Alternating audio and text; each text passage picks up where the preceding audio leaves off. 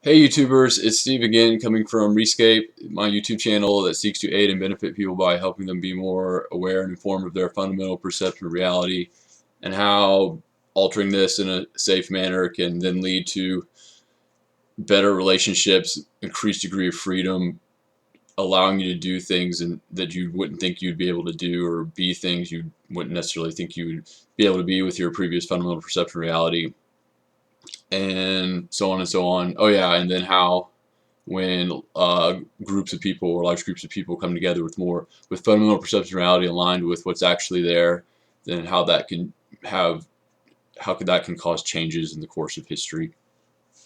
So today, I've been thinking about making my videos like actually have like a progression, so like each video will like sort of pick up where the last one let off. So instead of doing, and I've actually been doing a really good job the past 3 or 4 videos just inadvertently.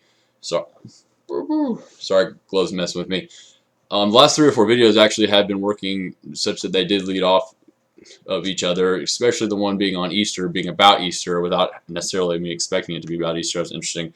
So today I'm going to do a video on what I call effortlessness, and the way this builds off of last video, if you watched the last video about how because of what happened at 30 AD in Jerusalem, how one man took the entire karmatic weight of the entire human race, all past and future, all together at one time, and then ended it. And now you have 100% grace, meaning God is 100% for all people at all times, from now into eternity.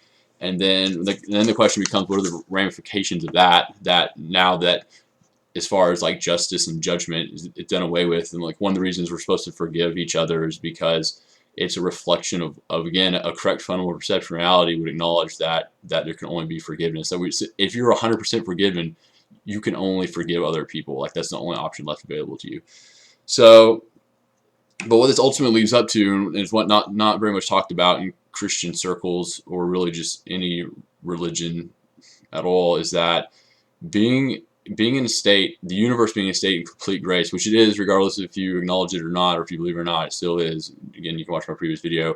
Being in a universe like that, and what that allows, therefore, it sets it up so that even if you don't believe, even if you believe completely incorrectly, the universe will still work to benefit you. And so what will happen if people don't believe this, the universe will still work to benefit them, and they won't notice because they don't allow themselves to see that sort of thing because it's not part of their fundamental perception of reality, but it's still doing that sort of thing.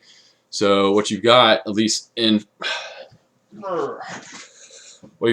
first world countries, is that where there's a glorification of being busy and working hard and really going out and like you have a dream and you work hard to accomplish that dream or whatever, when the truth is the way that you realize what you want to accomplish in your future, whatever that is that you stop preventing yourself from allowing it to happen. So if you have a dream and it's not realizing it, it's not because you're not working hard. It's literally because there's a part of you that's intentionally, specifically sabotaging yourself to not allow that to occur. Now, that's one of the benefits of having a correct fundamental perception of reality, is because you start unifying your desires and intent in such a way that these things do start allowing to happen. But we have it backwards. Like whenever, and it's so hard because we're just I don't even know if the word brainwash is even the right word, but like if we understood how easy it is to get done what we want to get done, like it wouldn't even be, there would be like everybody would have what they wanted. Like there wouldn't be any, like when if someone steals from someone, there's an acknowledgement of like there's a lack when really there's not. Or like when you kill someone, there's acknowledgement. Like there's all these, like when you do things that are considered wrong, it's not that the injustice isn't in the wrongdoing. The injustice is literally the lack of perception and seeing that you're acting on things that aren't there. So sort of like with a bow and arrow, like if you don't pick up an arrow and then like push it and see how far it'll go. When you load the arrow into your bow, the pulling back of the bow is literally how much do you want that. The more desire you have, the more of the pulling back of that bow you have. And then if you can just understand, it's almost like supernatural, because if you don't believe in a God or anything, and then things will just start like lining up. Things that could have not, by the law of averages or random probability, occur. The things you'll just randomly meet people that'll be the exact people you need to meet to do specific things, such that what you wanted to happen occurs. And you didn't pray for it, but you had the desire, and you didn't stop yourself when those things occurred. You didn't like chicken out or freak it out or think, oh, well, that's too good for me, or just ignore it altogether, because you have, if you start aligning yourself the right way and becoming whole, if you watch my videos on wholeness, and having like in organizing yourself in such a way that you have desires that you are willing to lay aside other lesser desires for, and to the point where those other lesser desires aren't even there anymore, because you know what you want, and so when it occurs, you're already ready for it. So one of the reasons I'm doing it, this is okay, so this is going to sound crazy, but one of the things that I do just for like training my what's called E in Chinese is E. There's not really an English word for this, but it's like mind intent. I'm gonna say what I do is telekinesis, but it's not what you think. Basically, I just take notepads and I take a little yellow notepad and I stand it up and then I knock it over without touching it. Now, what this allowed me to do on Thursday, I was actually talking to God about some things, and He was teaching me about knocking it over with my spirit, which is completely different than knocking it over with your mind. But the thing with knocking over my spirit, He was telling me, He was saying, Stephen, it wants to fall over, but you're not letting it fall over. And I'm like, how am I not letting it fall over? He's like, well, he's like, the fact that I want it to fall over means it's already trying to fall over. And the reason that it's not falling over is because of me. Basically, I'm sending out a signal telling it to fall over, and then I'm sending out a signal telling it not to, and so it can't. But the power we have as human beings of being human is that we also have the power to sabotage ourselves. It's the wholeness, intent, and desire that allows the universe to correspond in such a way, to realize what we want. But if you're like, oh, I want this to happen, but I really don't want it to happen. Oh gosh, but I do, but I don't. And then but that's what our spirits are really doing. And then we just live like crappy lives. We don't know why, because we're not, you're not aware of that. But I got to the point where I was like, okay, and I kind of stepped back a few times, and it's hard to describe. You really just have to experience it for yourself. But basically, you can get to a point where you've expanded your awareness as yourself as a human being so far that you really don't do much anymore. You just don't take any actions. You're just kind of there, being aware. And Tai Chi will help do this. And when you're in that state, you're more whole, and then you don't really have to do as much because you're just more receptive of what's happening, and then things will just happen. And I don't know if that makes sense, but that definitely made sense with the telekinesis, because when I got to that state, it would just drop. Like there was no effort, there was no falling over. And if I tried to make it drop, it wouldn't, because trying to make it drop would then acknowledge the fact that it didn't want to on its own, that I needed to help it.